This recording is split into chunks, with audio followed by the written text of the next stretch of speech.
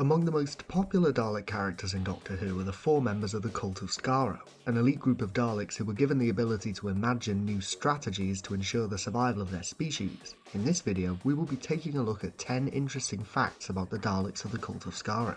Number 1. Mismatched ID tags. Each member of the Cult of Skaro has its own unique ID tag, with Dalek Sec wearing a distinctive geometric pattern and the cult members each wearing a variant of that design. In theory, these could be used to visually identify each member of the cult, but unfortunately the inconsistent editing and use of the props means that, in many scenes, it is not actually possible to differentiate the cult members based solely on their ID tags. Daleks Khan and Jast in particular are often swapped around, and Dalek Thay appears to change his ID tag between Doomsday and Daleks in Manhattan, adding even more confusion to what should have been a simple way to visually tell the cult members apart. Generally speaking, the distinct voices used for each cult member are the best means of identifying them rather than the ID tags. Number 2. Dalek Thay's missing back panels. You probably already know that Dalek Thay is the cult member who donates his back panels to the final experiment, but did you know that there are actually several appearances of Thay in Daleks in Manhattan in which he still has his back panels? This isn't a case of misidentification via the ID tags either, as the prop for Dalek Thay was modified to include the damaged back panels partway through filming,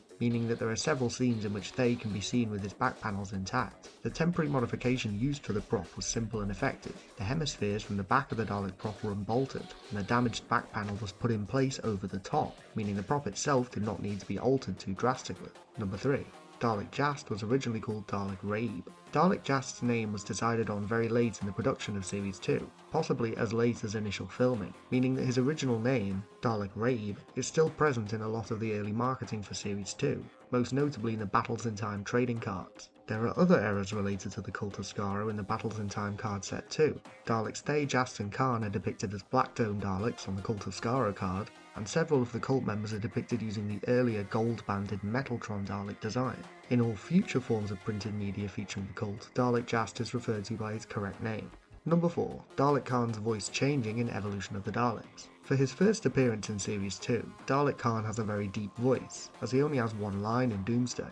This deep voice carries over to Daleks in Manhattan, but when the other cult members betray Sec and Dalek Khan takes command, his voice changes to be more like the voice of Dalek Sec before his hybridization. You can actually hear this happen during one of his lines in the episode. When the cult members betray Sec, Khan says, "He is an enemy of the Daleks, and so are you." Starting this line with his deep voice before shifting mid-sentence to the distinctive voice of Dalek Sec. Nick Briggs confirmed this in an interview and explained that the deep voice was difficult to maintain, reasoning that Khan's promotion to Commander also came with an alteration to his voice to denote his new status. Number 5. Dalek Sec uses the same prop as the Metaltron. The prop used to depict Dalek Sec was the same one used to depict the lone Dalek in Series 1. This prop, known as MT1 after its creator Mike Tucker, was the first bronze Dalek prop to be created, and was used many times throughout the filming of New Who. Alongside the Metaltron and Dalek Sec, this prop was also used to depict standard Daleks in The Parting of the Ways, The Stolen Earth and Journey's End, several Asylum and Parliament Daleks in Asylum of the Daleks, and various standard Daleks in The Time of the Doctor, Into the Dalek and The Magician's Apprentice and The Witcher's Familiar. This Dalek has been involved in several public appearances related to Doctor Who, and usually resides at BBC Birmingham.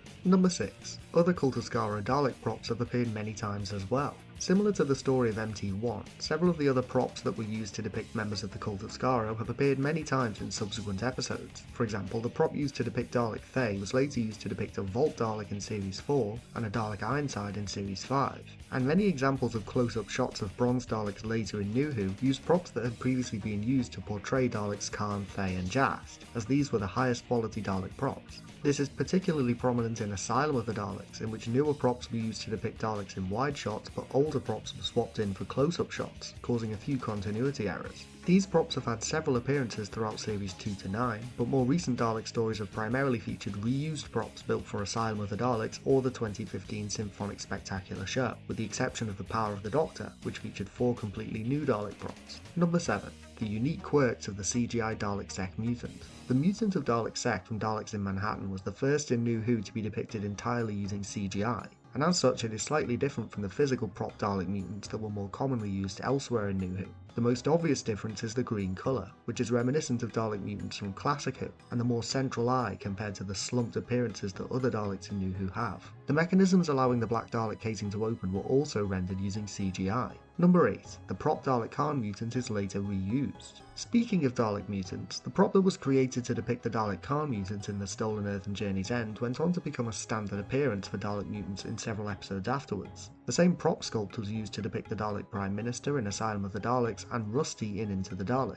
It wasn't until Resolution that the standard Dalek mutant design was changed. Number 9. The original Cult of Skaro figure release lacked eye pupils. When the original Cult of Skaro figure set was released, the Dalek figures didn't have their eye stalks painted. While this could be corrected by a simple dab of light blue paint, it was later fixed in an updated release for those who wanted to keep their Cult of Skaro figures in box. Occasional paint errors in Dalek figures do happen from time to time, but this is perhaps the most widespread example of a paint error on the character options Dalek figures. Number 10. There is a book that describes the origins of the cult. The short story Birth of a Legend, published as part of the Doctor Who Files Cult of Skaro book, gives an account of the origin of the Cult of Skaro. Dalek Sek was once a commander of the 7th Incursion Squad, and fought mechanoids before the Time War broke out. Dalek Thay was a commandant in charge of Dalek Station Alpha, a secret research facility. Dalek Khan was an attack squad leader of the 30th Assault Group, and Dalek Jasp was a force leader of the Outer Rim Defensive Battalion. Each were chosen by the Emperor for their intuition and cunning. Dalek Sek in particular was given command of the cult, and a casing made of metal earth, enhanced Dalekanium infused with rare materials. The cult were granted strategy chambers on Skaro to plan a means of ensuring the Dalek race survived the Time War no matter what. What do you think of these Cult of Skaro facts? Were there any of these that you didn't know already? What other facts about the Cult of Skaro do you know about? Let me know in the comments below. Don't forget to click below to subscribe to Dalek Bumps.